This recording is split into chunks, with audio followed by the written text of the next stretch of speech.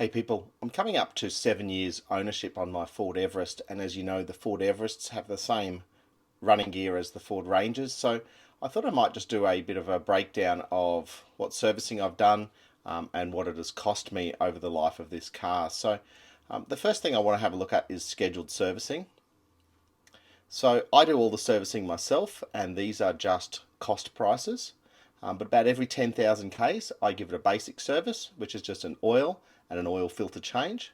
It costs me about $120 for the oil and about $25 for the filter. Every second service, so you're now looking about every 20,000, I replace the fuel filter, and I also add an injector cleaner to the tank. It costs about $35 for the filter and $25 for the injector cleaner.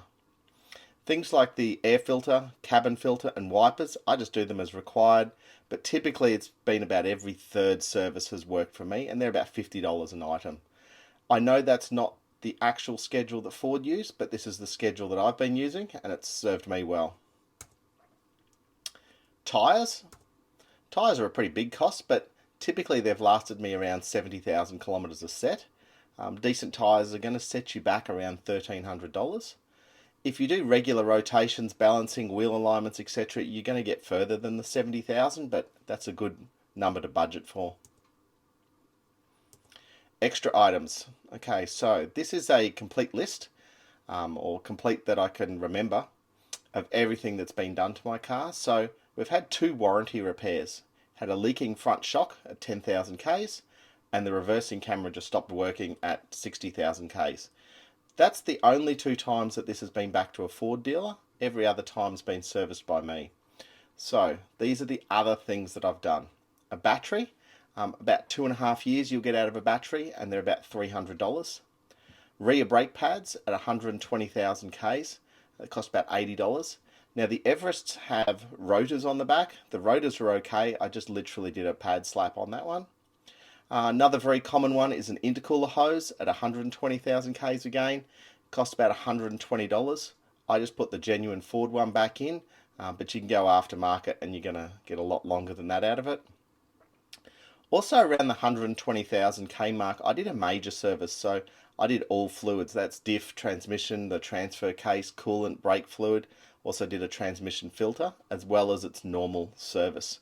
Now it's about $300 for all of the fluids for that. Interior door handle, that was the interior driver's side.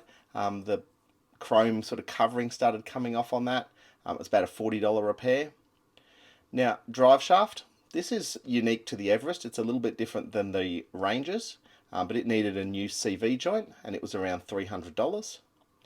We had a glow plug that failed, but I replaced all 5. We also cleaned the intake while we were at it. It was about $220 for the glow plug and all the gaskets and seals needed. At around $220, we also did a full front and rear brakes. So that was brand new rotors and brand new pads. They were all genuine Ford parts.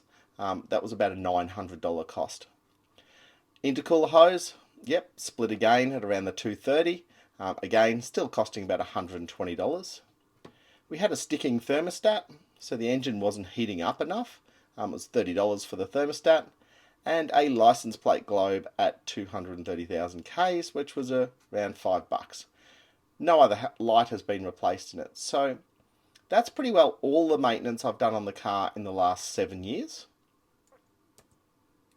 Let's have a look at some other costs. Insurance, look, that's going to vary depending on who you are and the company you're with. I'm with NRMA in Queensland, and it costs me about $1,100 per year. I've had no issues and no accidents, so look, that's up to you. Now the last big one is fuel. So I do a lot of towing in my Everest. Probably at least 500 Ks a month I'm towing another car just in and out of my workshop. The rest is pretty well city driving. I don't drive thinking about economy, I just drive the car. So over the last 7 years, this was my most recent statement. I've done 235,400 kilometres, and I've used 26,386 litres of fuel. So it's had a lifetime average for me of 11.2 litres per 100. So that can give you a bit of an idea of how much fuel you're going to be expecting to use. Hey, so that's the last 7 years of the running costs of my Everest. If you got any comments, questions, anything else, please let me know. Put it down in the comments. And thanks for watching.